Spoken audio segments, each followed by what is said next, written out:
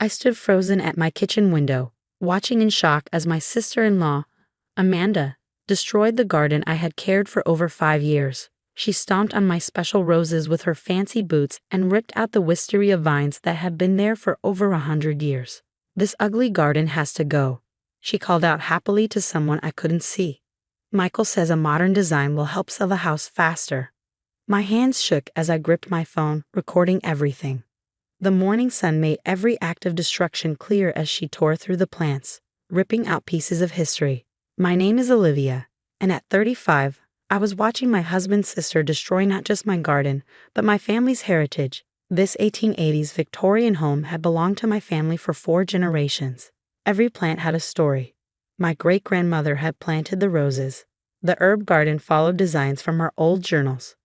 The wisteria pergola had been the backdrop for generations of family weddings, including mine just 6 years ago.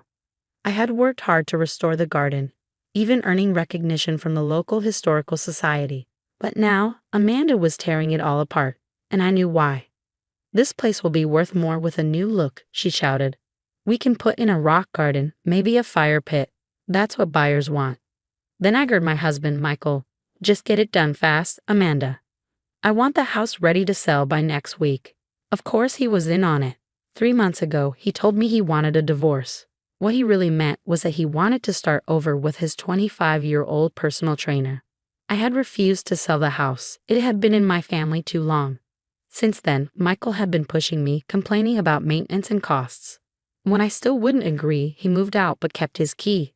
I should have changed the locks. A loud cracking sound snapped me back. Amanda was smashing the pergola with a crowbar. "Be careful," Michael warned. "We don't want injuries." I almost laughed.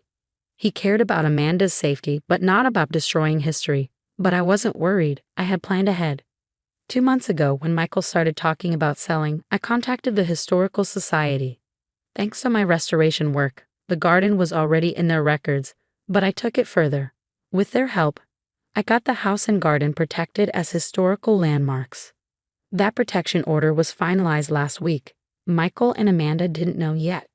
They were too busy destroying things to notice the official letter on the kitchen counter still unopened. I kept recording as Amanda kicked over my herb garden. "This is better than therapy," she laughed. "You should have left her years ago, Michael. Who cares about dead plants and old memories?" Michael didn't respond, but I saw him shift uncomfortably. He never understood my love for this place. To him, it was just a house to sell. This garden had survived wars, economic crises, and storms. It wasn't going to be erased so easily. My phone buzzed. A text from Eleanor, the head of the Historical Society. "Got your message. Police and preservation officer on their way. Hold tight." I smiled and kept filming as Amanda dragged her crowbar toward the old stone wall. "This ugly wall has to go too," she said, raising the tool. Then I heard sirens. Michael and Amanda froze, finally noticing me at the window. I waved and held up my phone, showing them I had recorded everything. "What did you do?" Michael demanded as police cars arrived. I picked up the unopened letter from the counter, the Historical Society's seal clearly visible. "I protected what's mine," I said calmly, stepping outside to greet the officers. Amanda's face, when she realized she had just destroyed a protected historical site on camera, was almost worth the pain of watching my garden get torn apart. Almost. The next few hours unfolded like a carefully choreographed dance. Police officers photographed the damage while the preservation official, Dr. Marcus Chen, documented every destroyed plant and structure. Amanda's crowbar was bagged as evidence, her designer boots now muddy and ruined as she stood sullenly by the patrol car. "This wisteria was over 100 years old," Dr. Chen said, examining the torn vines. "The variety isn't even available anymore. This is a significant loss to our historical botanical record." Michael paced by the gate, running his hands through his hair. "This is ridiculous," he protested. "It's just a garden. I'm a co-owner of this property. I have the right to make improvements." Actually, Eleanor from the Historical Society stepped forward. "You don't. This entire property, including the gardens, received protected status last week. Any alterations require approval from the Preservation Board." She held up a thick folder. "The documentation shows these gardens are a living museum of Victorian horticultural practices."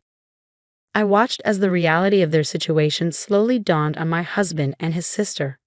The smug superiority that had fueled their destruction crumbled under the weight of official documentation and legal consequences. "You can't be serious," Amanda scoffed, but her voice wavered. "They're just plants." These just plants represent one of the best preserved examples of 19th century garden design in the state, Eleanor continued. Mrs. Harrison's restoration work has been featured in historical journals.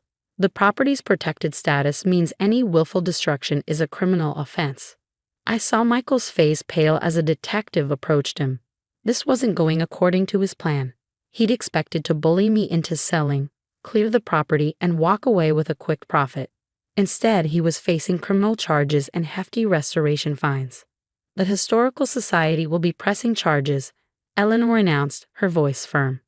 "The documented damage to protected historical features is extensive. We'll need a full assessment to determine the restoration costs." Amanda burst into tears, her usual manipulation tactic. "I was just trying to help my brother. Olivia's being spiteful, trying to ruin our lives over some stupid flowers." But her tears held no power here. The preservation officer continued photographing the destruction, focusing on the damaged pergola and the heritage roses that had been trampled beyond recovery. "These roses," I said quietly, "were featured in the Botanical Register of 1837. The original plants came over from England with my great-grandmother. They survived 2 world wars, the Great Depression, and countless storms." I turned to Michael. "But they couldn't survive your selfishness." A police officer approached with forms detailing the charges: willful destruction of protected historical property, trespassing, vandalism. Michael's hands shook as he read through them. "Olivia," he pleaded, "we can work this out. I'll replant everything. We can fix this." I shook my head. "Some things can't be fixed, Michael. Like trust, once these plants are destroyed, you can't just replace them. They're gone forever." Eleanor placed a comforting hand on my shoulder before addressing the officers. "We'll need to document everything for the restoration assessment. Some of these plant varieties are irreplaceable. We'll have to source similar heritage specimens from botanical gardens." As if to emphasize the magnitude of loss, a piece of the damaged pergola crashed to the ground, its century-old wood splintering on impact. Amanda jumped at the sound, kindly seeming to grasp the seriousness of what she'd done. "The preliminary estimate for damages," Dr. Chen announced, reviewing his notes, "is approaching 6 figures. The Historical Society will require full restoration using period-appropriate materials and methods." Michael's face went from pale to ashen. 6 figures? That's impossible. "The pergola alone is a registered historical structure," Eleanor explained. "It requires specialized craftsmen to rebuild using Victorian techniques. The botanical specimens, particularly the lost heritage varieties, are practically priceless." I watched as the officers led Amanda to their car for formal questioning. She'd stopped crying, replaced by a shocked silence as reality set in. Her attempt to help her brother divorce me had instead landed them both in serious legal trouble. Michael tried one last time to regain control. "I'll fight this," he threatened. "You can't prove we knew about the protection order." "The letter's right here," I said calmly, holding up the unopened envelope. "Delivered yesterday. Your choice not to read it doesn't change its legal standing. Besides," I gestured to my phone, "I have video of everything, including Amanda's comments about intentionally destroying the garden to force a sale." The detective took my phone as evidence, nodding as I described the morning's events. Each piece of documentation, from the Historical Society's records to my video, formed an airtight case against them. Standing in my devastated garden, surrounded by the destruction of my family's legacy, I felt strangely peaceful. Michael and Amanda had tried to erase my history, but in doing so, they'd only ensured their own downfall. 6 months after that devastating morning, I stood in my garden watching as restoration experts carefully replanted heritage rose specimens. The Historical Society had helped source them from botanical gardens across the country, each one chosen to match the destroyed varieties as closely as possible. The pergola had been masterfully rebuilt by a craftsman specializing in Victorian structures, using traditional techniques and materials. It wasn't the same one that had hosted a century of family celebrations, but it carried forward the same historical significance. Michael and Amanda's legal troubles piled up fast.